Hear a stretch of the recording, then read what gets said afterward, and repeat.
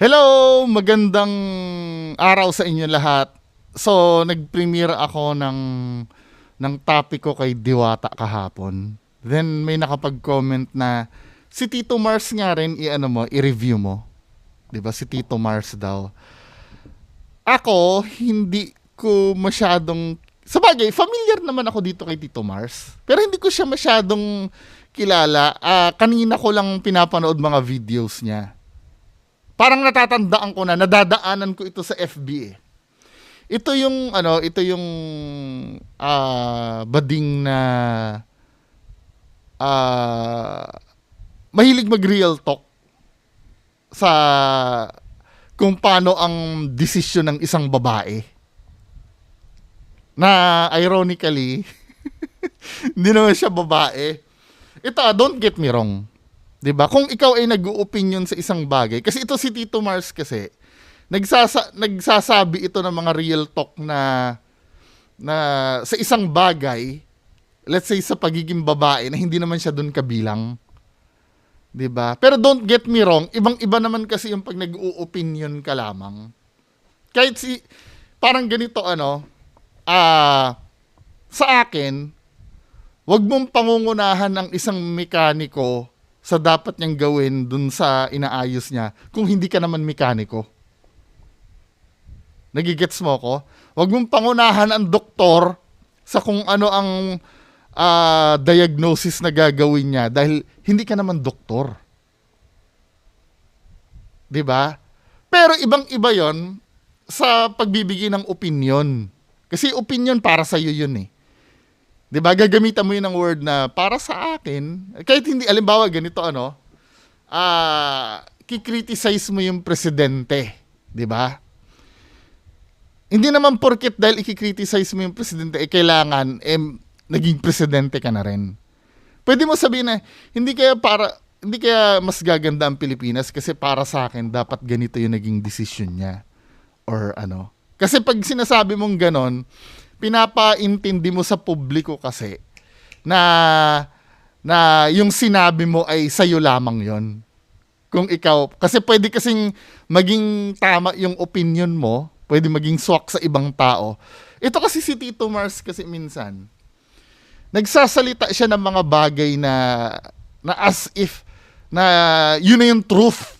'Di ba? Let's say halimbawa sasabihin ni Tito Mars, wag ka may napanood ako correct me if I'm wrong kung tama yung pagkakaintindi ko. Kasi ngayon ko lang sinearch si Tito Mars although nadadaanan ko na siya before sa FB. May mga sinasabi siya na yung wag kang makikipag boyfriend sa isang tao na minimum wage earner. 'Di ba? Wag kang makikipag-boyfriend sa isang taong walang tinapos. Parang ang dating kasi noon, ng sinasabi niya, as in parang yun na yung dapat mong gawin. As in hindi man lang ako para sa akin kung ako lang ay may manliligaw sa akin na minimum wage earner. Wag na lang kasi syempre kailangan financially ready din yung lalaki na. Alam mo yon, yung the way ka dapat magsalita, dapat kiniklear mo sa madla na yun ay opinion mo lamang. Yung sinasabi mo. Pero kung magsasalita ka ng isang bagay na dapat ganito, dapat ganyan, i-make sure mo na qualified ka na magsalita ng ganon. 'Di ba? Ang unang-unang ang pinapasok kasi ni Tito Mars sa buhay ng isang babae ay personal decisions 'yun eh. 'Di ba? Kasi ganito 'yan, pagdating kasi sa personal decisions, wala dapat masusunod doon kundi ikaw. Kasi hindi mo naman alam yung hindi naman alam ng ibang tao kung ano yung reason mo kung bakit ganun yung naging decision mo eh. Let's say ideal ako para sa akin dapat wag kang papatol sa isang lalaking addict. 'Di ba? Opinion ko 'yon. 'Di ba? Ang mga babae wag kayong papatol sa isang lalaking addict. Pag pinakinggan mo, tama 'yun eh. Agree ba kayo? Sino ba naman talagang papatol sa taong adik? Pero ikaw, pumatol ka sa taong adik, hindi ko naman alam yung reason mo eh. Malay ko lang ba ang reason mo, mahal mo kasi yung tao, gusto mo siyang baguhin. 'Di ba? May layunin ka palang maganda, hindi pala katangahan yung ano mo, yung yung layunin mo kung bakit mo nagawa 'yon. Kaya kahit kailan hindi mo dapat pwedeng pakialaman yung mga personal decisions eh ng buhay na to unless kung yan ay gagawa siya ng krimen, 'di ba? Narinig mo ano na may papatayin akong tao kasi galit. Yun, pwede mo kasi talagang in general sense talaga mali talagang pumatay kahit anong sabihin mo. 'Di ba? Or nakita mo mambubudol yung ano, yung pagsasabihan mo. Pre, wag mong buhayin ang pamilya mo sa pambubudol, 'di ba? Talaga namang mali naman talaga 'yon. Yung mga ganung bagay, walang matinong reason na pwedeng ibigay para ma-justify yung pambubudol mo or yung pagpatay mo. 'Di ba? Wala namang ano doon eh, pero yung katulad ng sinabi ko na makikipag-boyfriend ka sa isang addict, 'di ba? Ibig sabihin may reason ka eh. Gusto mo siya mapabago kasi napamahal ka na do sa tao, gusto mo siyang i-rehabilitate, 'di ba? At hindi naman katangahan 'yon, 'di ba? Kaya nga dapat pagka magbibigay tayo ng ng advice na ganyan, i-make sure muna natin, katulad nito na ito, perfect example itong pag-uusapan natin, mga kababayan ko. Ito yung napili ko na sa isa sa sobrang sablay talaga si Tito Mars dito. Sobrang sablay dito. At pinilit niya pa rin na tama siya. May isang hindi ko kilala itong isang vlogger din na nag-criticize sa kanya na talagang solid na solid. Panoorin natin mga kababayan ko ha. Pero bago tayo mag-start, tingnan muna natin yung talagang pinost niya. Ito yung pinost ni Tito Mars. 'Di ba? Ito yung January 9. January 9 niya pinost ito. Ang sabi dito, mga kababayan ko, pati pala iPhone ngayon pwede nang iparent. Ate, tama na sa pagso-social climb. So, may nakita kasi siyang post sa isang group ng mga iPhone. 'Di ba? Sabing ganon, helping a friend, baka po may nagpaparent ng iPhone dito to use for this coming concert, January 13 to 14. Thanks in advance, 'di ba? Gagamitin daw sa concert yung yung magrerenta ng iPhone. Tama? Gagamitin daw sa concert. So ang pinagpalagay ni Tito Mars, pati pala iPhone ngayon pwede nang iparent. Ate, tama na. Nagso-social climb lang daw to. Ito nag-post nito. 'Di ba? Nagso-social climb lang daw itong taong to. Then itong satire na to, hinabol niya na lang daw to eh. Hindi ko nakita yung edit option eh, pero hinabol niya na lang to eh sa pagiging satire. Palusot niya lang tong satire na to. When you say satire kasi, parang parang sinasarcastic mo yung isang tao. 'Di ba? For example, parang ganito kilala si Duterte na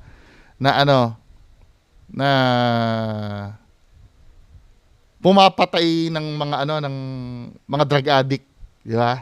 O example hindi naman political to, hindi naman political. Example, nasanay tayo na si Duterte pinapatay niya yung mga addict, halimbawa, no? Ngayon, tapos na yung term ni Duterte.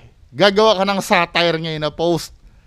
Oh, wala na si Duterte. Babaha na uli ng droga ang Pilipinas.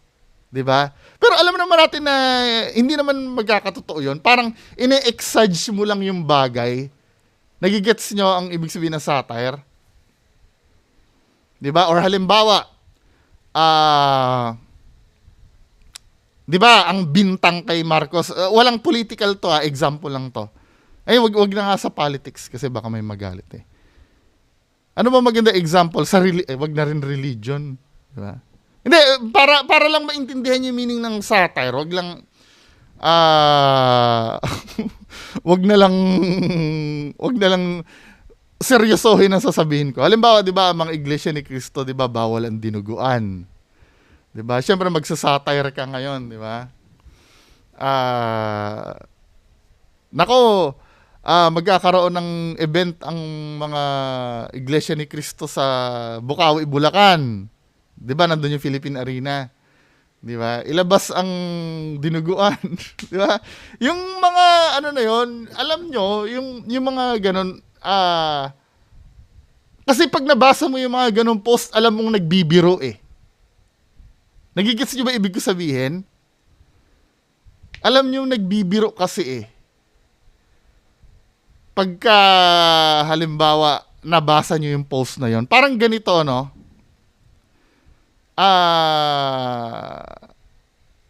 Nako, itago nyo na yung itago nyo na yung mga anak nyong yung babae, mga anak nyong babae kasi darating na si Halos-Hos, 'di ba? sorry. Kasi 'di ba kilala si Halos-Hos na nagkaroon ng issue sa mga batang babae. Parang ganun lang. Kasi itong ginawa ni Tito Mars na to, hindi siya satire eh. 'Di ba? O panoorin natin yung criticism niya dito. Ito, sinagot niya yung isang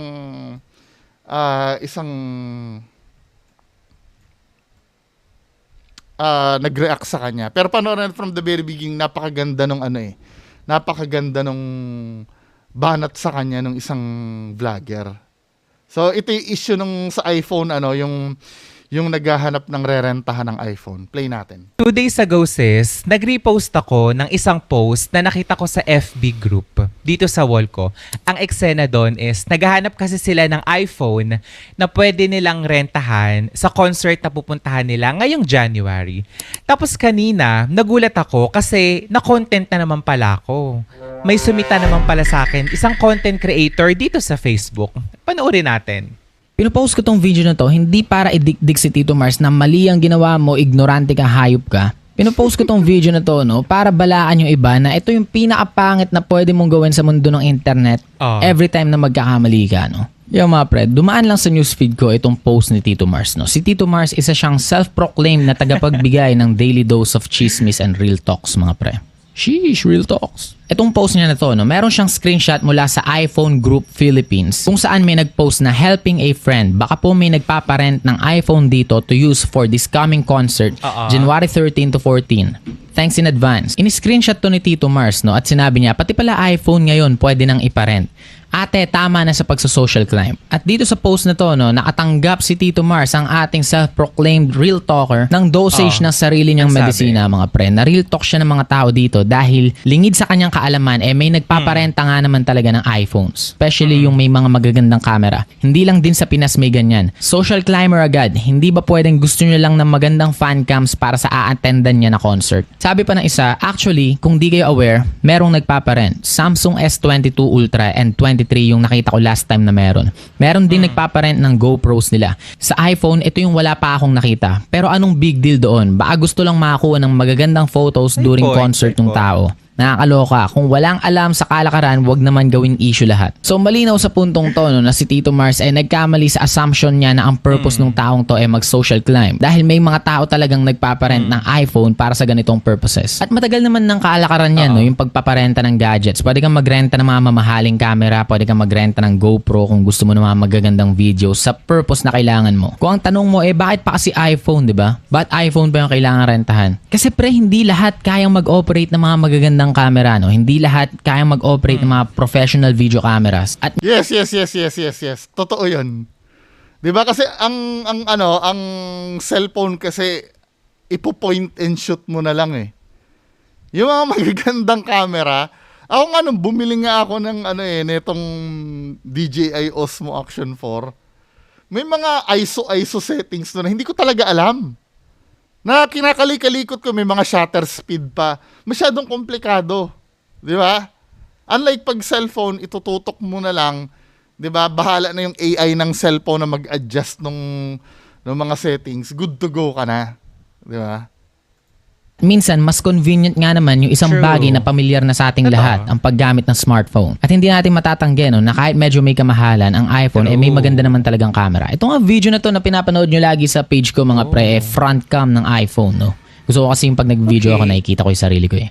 Ngayon, bakit ko pinopost to? No? Bakit ko pinopost to? Gusto ko bang hiyain si Tito Mars dahil lang nagkamali siya sa assumption niya? Gets ko naman kung saan nagmumula yung assumption ni Tito Mars no, na baka nagsa-social claim lang tong taong to. Kasi sa Pilipinas, madalas gamitin ang iPhone bilang simbolo ng pagiging Totoo. Di ba?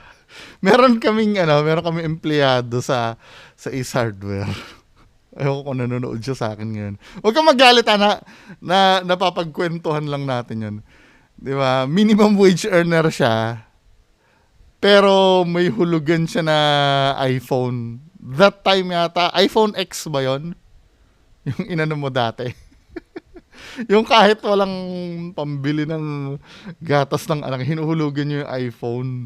Hindi ko talaga magets kahit kailan, men. Ako nga, satisfied na ako sa China phone eh. Napabili na nga lang ako ng iPad. At yung Samsung na flagship na tablet kasi need ko sa trabaho dahil kailangan ko. Pero pag yung cellphone lang, as long as nakaka-text, nakaka-FB ako, nakakanood ako ng YouTube, okay na sa akin yun, di ba? angat sa buhay, diba? Oo, Or diba? minsan yung mga tao nakakaramdam talaga ng sense of superiority pag meron silang hawak na device na katumbas ng ilang buwang sahod ng mga tao dito sa Pilipinas. Gets ko kung saan nagmumula. At gets ko rin no, na may mga times na nagiging ignorante tayo, diba? Nagsasabi tayo ng mga bagay na hindi tayo sigurado sa mga lumalabas sa bibig natin. At nagkakamali tayo. Gets ko yun. At hindi ko pinopost ng video na to para hiyain si Tito Mars. Pero yun na rin yung pinopost mo nun para hiyain eh. Dahil lang nagkamali siya bilang tao. Kasi ako nagkakamali rin ako, pre. I'm a Yes! person too, diba? Tama. Lahat naman tayo nagkakamali. Ito dapat yung ito dapat yung intindihin natin eh. Ikaw makinig ka Edwin makinig ka Edwin Defensor. Kasi last time na nag-live ako, kung ano-ano mga pinagsasabi mo. Then kapag natatalo ka na, biglang papasok na naman tayo sa pagiging perpekto. Hindi yun eh. Tama, wait lang ipapakita ko lang yung comment ni Edwin Defensor.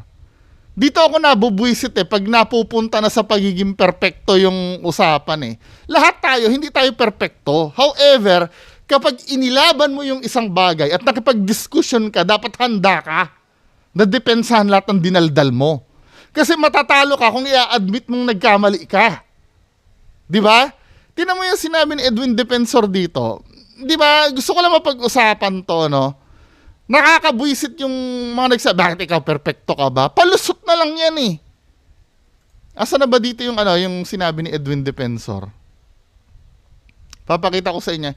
Kilala niyo si Edwin Defensor, ito yung nakipagsagutan sa akin eh. Tamo ha, ang sabi mo dito, hindi ako mapahamak kasi exchange of idea lang.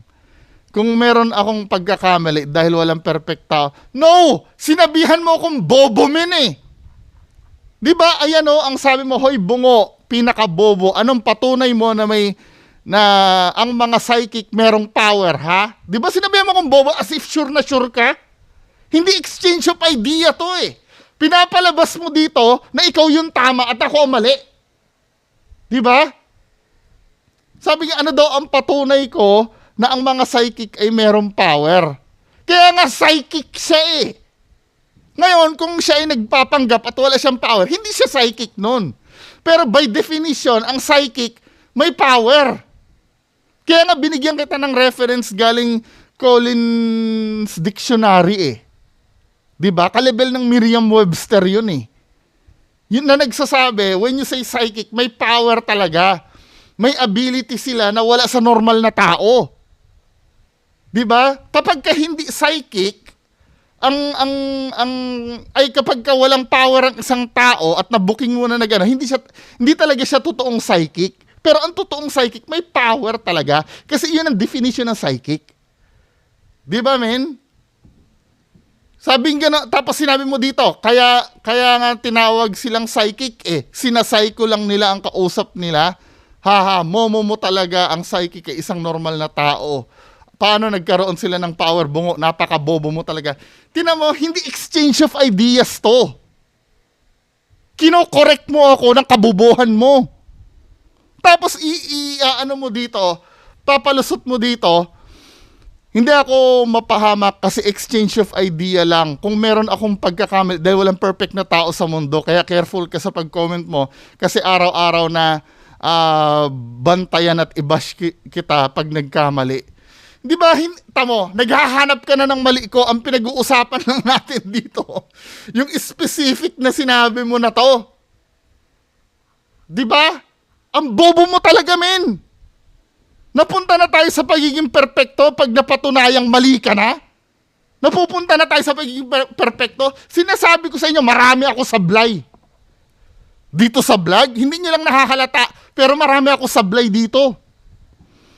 However, may pinag-uusapan kasi tayong specific na bagay eh. At doon tayo mag-i-stick. Hindi, parang ganito kasi yung minsan, naobserbahan ko ang pinag-uusapan natin pagiging peke nung video ni Donsky. Doon lang tayo mag-usap. Di ba? Nilalaban mo sa akin na totoo yung video ni Donsky ni Donsky Gash TV. Totoong multo yan, bungo. Napatunayan nating mali. Di ba? Biglang, bakit ikaw ba? Perfecto ka ba? Ano kinalaman ng pagiging perfect ko? Doon sa pinag-usapan natin. Di ba? May kinalaman ba yon? Na-booking ko na peking multo yung biglang sasabihin mo ko, ikaw nga, nung kinder ka, nanaksa ka ng lapis eh. Ano kinalaman nun? Di ba, men? Katulad ng sinabi ni Donsky, Katulad ng sinabi ni Donsky, na-booking ko na hindi siya nagpaalam doon sa school. Biglang babanatan ako, yung nanay mo nga, pinagmumura mo eh. Ano naman ang kinalaman nun? Di ba? Totoo yun, na nangyari yun. Bumanat siya sa akin, yung nanay ko daw pinagmumura ko. Anong kinalaman ng pinagmumura ko ang nanay ko sa hindi mo pagpapaalam sa school? Di ba? Yan ang sinasabi ko sa inyo eh. Wala naman talagang taong perpekto pero may particular issue tayong pinag-uusapan at dun lang tayo mag-stick. Pambihira ka talaga. Hindi nyo lang alam kasi nagkakamali ako in private. Pinopost ko tong video na to hindi para idikdik si Tito Mars na mali ang ginawa mo, ignorante ka, hayop ka. Mali daw yung hindi niya daw pinost yun pero yun din ang pinapalabas niya. Pinopost ko tong video na to para balaan yung iba na ito yung pinakapangit na pwede mong gawin sa mundo ng internet every time na magkakamali ka. Kasi ang ginawa ni Tito Mars na imbis na i-delete niya na lang sana yung post o mag-sorry para sa statement niya na fueled ng kaignorantehan, ang ginawa ni Tito Mars mga pre, ito yung pinakapangit na pwede mong gawin pag nagkamali ka. Magpanggap na nagbibiro ka lang para iligtas yung sarili mo sa pagiging kupal. Kung mapapansin nyo kasi sa post na to, edited na siya. Ang una niyang post, walang nakalagay na #satire. Nung unang post niya, pero nung na-realize siguro ni Tito Mars na yung mga laugh reacts sa post niya ay hindi pagtawa dun sa mismong post niya, kundi pagtawa sa kanya bilang tao. Na-realize niya siguro na, oh shit, mali ako, di ba? Mali ako. Pero imbis gamitin yung moment na to bilang opportunity para i-better yung sarili niya, i-recognize yung mistake niya with full honesty, Ang ginawa ni Tito Mars pre, tinago na lang niya yung kahihiyan niya sa salitang satire. Ang satire ay ang use ng humor, irony, or exaggeration or ridicule to expose and criticize people's stupidity. Ang nakakatawa dito, kahit tinago niya yung post niya sa salitang satire para i-excuse yung sarili niya sa kakupalang ginawa niya, mali pa rin kasi hindi mo matatawag na satire to eh, di ba? Wala namang kasing stupidity na ina-expose dito. Meron siyang attempt magpatawa pero lumabas lang na siya yung nakakatawa pero walang irony, walang exaggeration o pang-ridicule para mag-expose ng katangahan dito sa post niya. Ang na-expose lang dito si Tito Mars, siya yung tanga. At ito yung pinakapangit na pwede mong gawin gawin sa tuwing nagiging tanga ka, pre? Yung subukan mo pang itago yung katangahan mo o i-defend yung katangahan mo. Kasi obviously, isa pang na-recognize katangahan. na Tito Mars na mali siya. No? Kaya nga siya nag-edit ng post at niligyan niya ng satire. Na-recognize niya na. Pero sasabihin ko sa inyo, mas graceful na pag nagkamali ka subukan mo humingi ng tawad na lang. No? At gamitin tong opportunity na to para i-better mo yung sarili mo. Kasi ako True, marami akong totoo. ganyang moments, pre. In public and in private. Walang nakakahiya sa paghingi ng tawad sa tuwing nagiging ignorante ka, nagiging tanga ka o gumagawa ka ng kasamaan. Walang masama sa paghingi ng tawad. Sa totoo nga lang, mas karespeto pa tignan yung tao na na-recognize na mali sila, humingi ng tawad kaysa sa mga taong i-justify pa kung True, bakit sila agree. nagkamali. No? At yun lang naman siguro yung gusto kong ihatid na mensahe dito sa inyo sa video na to, mga preno. Na pag nagkamali tayo at na-recognize natin yung mali, lalong-lalo na dito sa mundo ng internet, i-recognize na lang natin yung lapses sa judgment natin. No? Humingi ng tawad kung meron tayong nasaktan at i-take yung opportunity na to learn how to better ourselves in the future. No? Kung paano ba tayo haharap sa mga tao na mas maganda sa hinaharap. And be a better version of ourselves, mga pre. No? Yun lang, mga pre. Para ako nakinig sa isang kuya, sa isang tropa. Like, super valid, super agree din naman ako sa mga sinabi niya. Ito lang yung point ko doon. Siguro, hindi ko naisip kaagad na hindi pala lahat ng tao sa social media is makakaintindi ng... No! Dapat from the very beginning, alam mo na yan. Kasi lahat naman ng tao na nasa social media, meron dyan hindi nakapag-aral. Di ba? Meron dyan barubal, squammy. Meron dyan altas sosyedad. Di ba? Ano yan eh? Kaya nga social eh. Ano ba meaning na social, men? From the word itself, social meaning.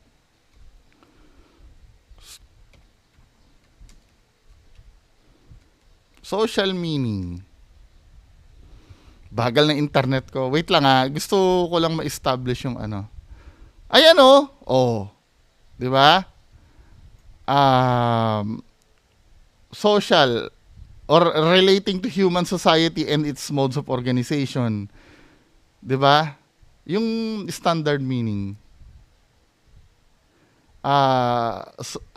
Including social organisms including humans live collectively in interacting populations, 'di ba? This interaction is considered social whether they are aware of it or not. 'Di ba, men? When you say social, malawak 'yan eh. Kapag nagsalita ka sa social media, lahat makikita 'yan. 'Di ba? Kung nung dekada 2010s pababa, sa mainstream ka lang kailangan magsalita para marinig ka ng tao. Ngayong sa generation natin ngayon, 'di ba? Mag-post ka lang, makikita ka na lahat ng uri ng tao. As long as na may account sa social media diyan, makikita ultimong Takatak Boys, yung nagbebenta ng Yossi. Ultimong jeepney driver, tricycle driver, pedicab driver, 'di ba? Yung nagbebenta ng ulam-ulam diyan sa kanto-kanto. May social media account na ngayon. 'Di ba? Baka nga minsan nga may cellphone na ngayon yung mga nagtutulak ng kariton, men eh. Kaya dapat isa yun sa mga tinitake consider mo sa inaano mo. Hindi ko naman sinasabing ako ay perpekto sa ganyan. 'Di ba? Ang pinag-uusapan natin dito yung ideal na gawin, 'di ba? Lalo na ikaw, 'di ba? Sikat na influencer ka sa Facebook, men eh. Dapat noon pa lang naiisip mo na 'yan, hindi lang netong sa bagay, ano? Hindi mo naman maiisip yung mga ganyang bagay pagka hindi ka na nadali ng sobra-sobra eh. 'Di ba? Ang humor na meron ako. Alam mo yon, makakaintindi ng thinking, makakaintindi ng point of view na meron ako. And okay lang But ano bang meron ka? naman yon. Pagkukulang ko sa part ko is, bago ko pinost yon, yung caption na yon, is hindi ko muna siya inintindi ng ganun kalalim. Like, siguro kung nalagyan ko kagad yun ng word na #satire, di sana, hindi na kumbaga magiging eksena tong ganito. And Hindi, actually, wala namang connect eh. Kahit na isatire mo yan. Sino ba katulad nun na isabi mo, ngayon mo lang na-gets na hindi lahat makakaintindi. Bakit? Lahat din ba makakaintindi do sa word na satire? Hindi pa rin nila maiintindihan yun, men. Yung mga sinasabi mong hindi makakaintindi sa post mo, di ba? Hindi rin nila maiintindihan yung word na satire unless na talagang isa-search nila yung word na satire. Yung mga hashtag mo na yun, hindi naman napapansinin yan eh. Di ba? Hindi pa rin, sablay ka pa rin, men. Hindi pa rin nila maiintindihan yon. Di ba? Ilan sa Pilipinas ang nakakaintindi sa word na satire? Ang aanuhin lang niyan. Minsan nga kahit di ba? Ang Pilipinas kasi mahina talaga sa reading comprehension. Minsan nga magpo-post ka ng bebenta. Nandun na yung presyo sa post mo. Tatanungin pa kung magkano eh. 'Di ba? Ang pag-iingat, wag mong i-rely sa tao 'yan, 'di ba? Wag mong ang gusto kasing mangyari ni Tito Mars, 'di ba? Pag nagpapalit siya ng bumbilya sa room, 'di ba? Ito, yung bulb Ang gusto ni Tito Mars, itututok niya lang sa socket yung light bulb at yung buong kwarto yung iikot sa kanya. Hindi. 'Di ba? Hindi kailangan ikaw yung iniintindi, men. Nasa iyo kasi yung power eh. Kung ano magiging takbo ng sasabihin sa iyo ng tao, 'di ba? Given na yan eh. Given na talaga may mga bobong tao. 'Di ba? Given na rin na may mas matatalino sa iyo. 'Di ba? Aware naman talaga ako, sis, na dapat think before you click talaga. Lalong-lalo na sa amin, dito sa social media, na meron na kaming mga following.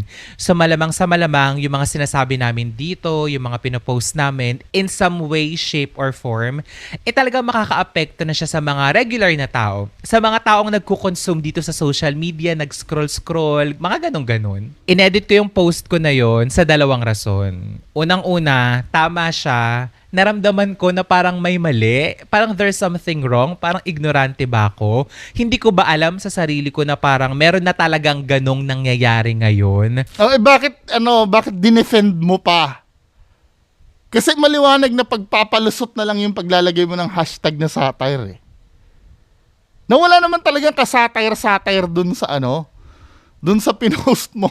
At feeling ko rin naman talaga, parang hindi naman talaga more of like pang sa social climb lang yung atake ni ating nag-post na yon. Baka naman nga talaga gusto niya lang talagang makahanap ng magandang cellphone or magandang video para alam mo yon, makapture yung moment niya dun sa pagko-concert na yon.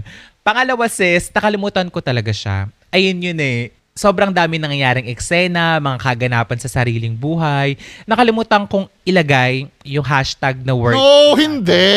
Is dapat sa Nagpapalusot ka, hinabol mo yun eh. Hindi mo pwede sabihin na nakalimutan mo. Hinabol mo yon para mag-damage control. Conflicting yung sinasabi mo, inamin mo na nga eh. Na hindi mo, biglang sasabi mo, nakalimutan mo ilagay yung satire. Come on. sarili ko, alam ko. Kasi dapat bilang content creator, responsable ako at alam ko dapat din talaga na alam mo yon, hindi lahat ng tao is makakagets ng humor, ng point of view, ng mga eksena ko sa pagjo-joke, ng mga talakan ko sa buhay, which is very valid naman talaga yan. Lahat tayo may pagkakaiba. Pero, hindi naman porket hindi mo na-gets yung humor ko, ako na kaagad yung mali eh. 'Di ba?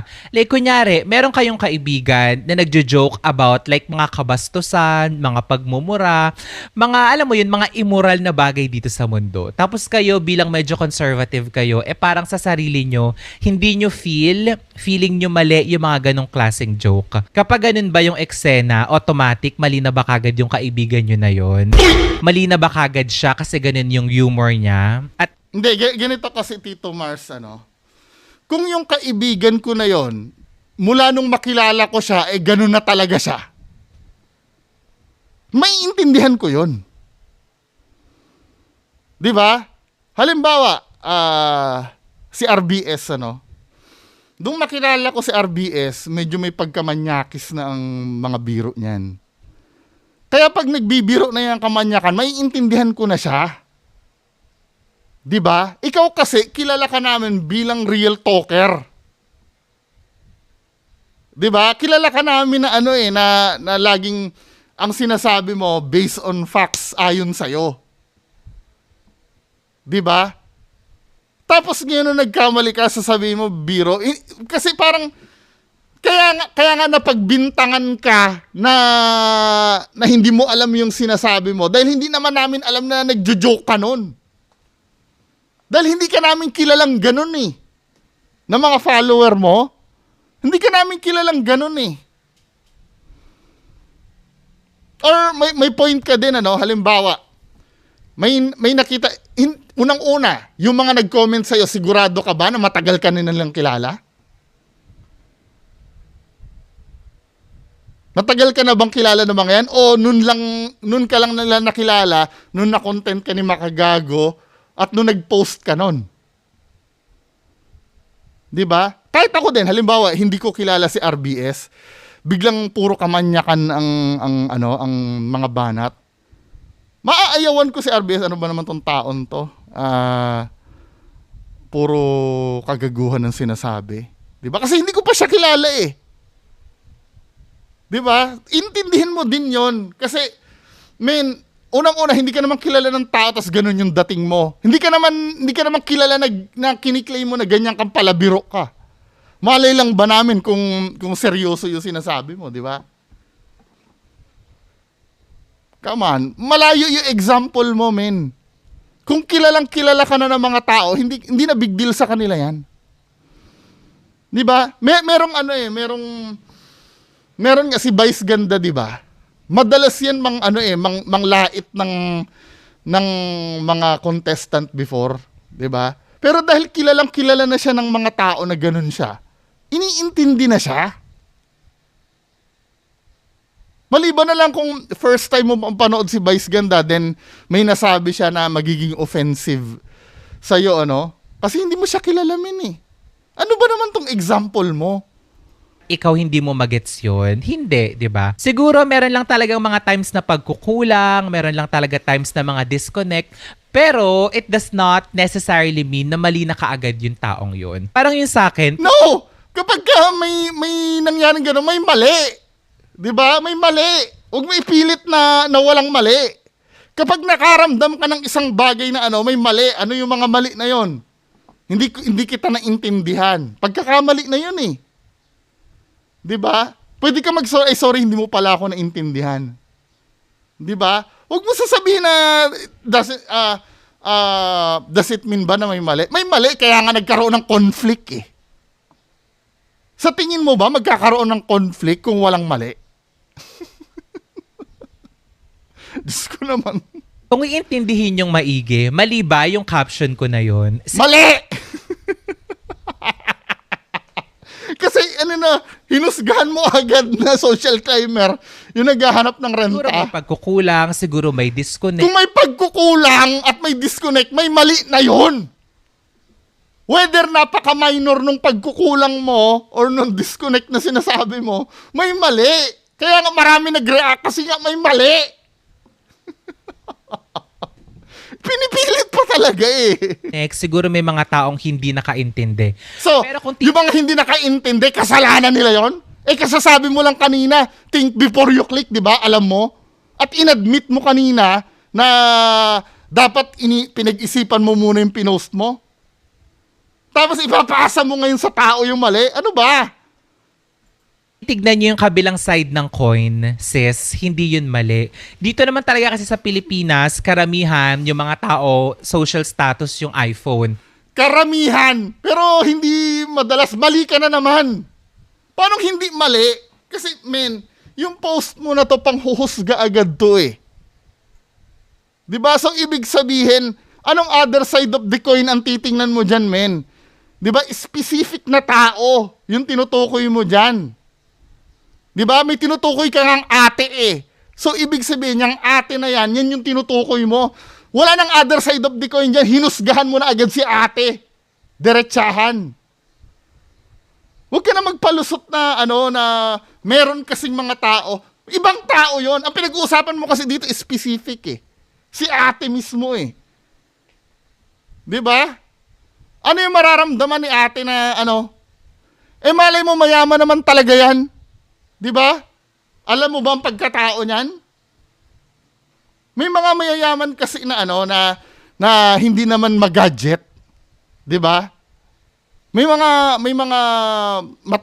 mayayaman na hindi naman kilala niyo si Willie Villarica. Yung may-ari ng Villarica pawn shop. Hanggang ngayon cellphone nun keypad pa rin. Pero pagka lalabas yon, naka-Bentley yon. Naka-Lamborghini yon minsan. 'Di ba? Until ma-realize niya na kailangan ko ng may magandang pang-picture. Pero ayokong bumili, renta nga lang tayo tapos para maibalik na, di ba? May mga ganun tao. Diyos ko naman to si Tito Mars. Pipilit niya pa rin yung niya. Kapag naka-iPhone sila, feeling nila sa sarili nila is yaman-yamanan na sila. Feeling nila, Yes, totoo. May ganun. Di ba? Totoo. Pero sure ka ba na yung pinost mo na yon ganun? Sure ka ba na ganun si ate? Na nag-post? sa sarili nila is mataas na sila sa, alam mo yon, sa general public. At kung kayo yung tipo ng tao, sis, na hobby nyo pumunta ng concert, bakit kayo gagasto sa isang concert na nagkakahalaga ng minimum 4,500 up to 19,000 tapos wala kayong iPhone? Bakit? Kasalanan ba yun, men? Katulad na sinabi ko, hindi naman yun eh. Katulad ko. Di ba? Oppo yung cellphone ko. Pero, kasi wala naman akong masyadong kailangan gawin sa cellphone eh. Pero pagdating sa tablet na ginagamit ko sa trabaho ko, naka-iPad Pro ako. Di ba? Nagigets mo ba, men? Mga flagship ang tablet ko. Samsung Galaxy S9. Tignan mo kung magkano Samsung Galaxy S9 at iPad Pro. Papakita ko sa inyo Kasi may mga software na hindi compatible sa ito, naka-iPad Pro ako isa. Tingnan nyo kung magkano to. Di ba? Itong isa, Samsung Galaxy S9. Mga flagship tablet to kasi kailangan ko sa trabaho to eh. Hindi nangangahulugan na can't afford akong bumili ng iPhone. 'Di ba? Mas pinipili ko lang na na sa practical gamitin yung pera ko. Kasi yung camera naman ng China phone na gamit ko ngayon, sapat na sa akin yun eh. Pero halimbawa, meron akong pupuntahan na concert na once lang naman mangyayari at gusto ko perfect yung pagkakakuha ko, edi magrerenta na lang ako. Para after kung makuha na ng picture yon, ibabalik ko na. Di balik na uli ako dito sa dati. Di ba? Alam nyo ang dahilan kung bakit hindi ako makabili ng mamahaling cellphone. Naluluma kasi ito eh. May mentality kasi ako na hindi practical bumili ka ng mamahaling cellphone kasi maluluma at maluluma to. Sayang yung pera. Nagets mo namin? Hindi porket nakabili ng ticket. Yung mga pagbili ng ticket na 19K na yan, once in a lifetime kasi yan, kaya nakapaglabas ng pera. Kasi super fan ka ng artist na yan, di ba? Once in a lifetime, syempre maglalabas ka talaga, minsan lang pumunta ng Pilipinas yan eh. May mga ganun yan, parang ganito yan, yung birthday, di ba? Kahit wala kang pera, yung birthday, makakapaglabas ka ng doon eh, panghanda eh, kasi once a year lang naman mangyari yun eh. Di ba? Hindi ko, wala sa hulog yung dahilan mo. Wala kayong phone na maganda yung camera. Qualifications ba yon? Pag nakabili ka ng ticket na ganyan, I don't believe na ganito yung sinasabi ni Tito Mars. Like, alam mo yun, sis, hindi siya nagtutugma eh. Kasi kung kayo sa sarili... Bakit kailangan ba magtugma yun, men? Para mo na sinabi na ano, na pag ito bibigyan kita ng example. 'Di ba? Bibigyan kita ng example. Ito yung isang katarantaduhan mo din. Pakinggan yung sinabi niya, ha? Wala, gusto ko lang to kasi nga maganda yung sounds. Kaya, Ang tanong kasi, ba't di mo ba afford bumili ng AirPods? Yung AirPods, yung wireless earpiece ng iPhone. lang. Kung ba afford bumili ng AirPods? Afford ko naman. Kaso nga lang, practical kasi ako. Ang ginawa ko, imbes na bumili ako ng mic, dahil marami naman akong mga microphone, emerald dito sa bahay, bumili lang ako ng wired earphone ng iPhone. Ito. Para sa ganun, magagamit ko pa siya sa kung saan-saan. 'Di ba? Magamit ko pa sa Mac, dito sa iPhone. Tsaka mas maganda yung quality ng sound. Tsaka ano ba? Huwag naman kayo masyadong mapanglait. O, di ba? Bakit sa'yo nag-a-apply yun? May reason ka kung bakit hindi AirPods ang binili mo? At wired, may Mac ka mo, may hindi rin nagtutugma eh. Di ba? Hindi rin nagtutugma eh. May pambili ka na Mac pero AirPods wala.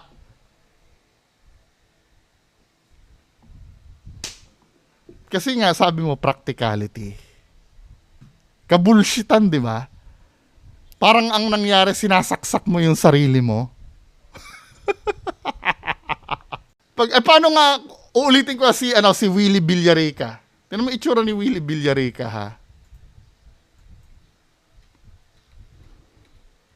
Kailangan ba magtugma yung itsura sa, Google.com. Diba? Nakaka-afford na Lamborghini pero ang cellphone niya, Nokia pa rin na keypad. Pero nag-touchscreen na yata ngayon to eh.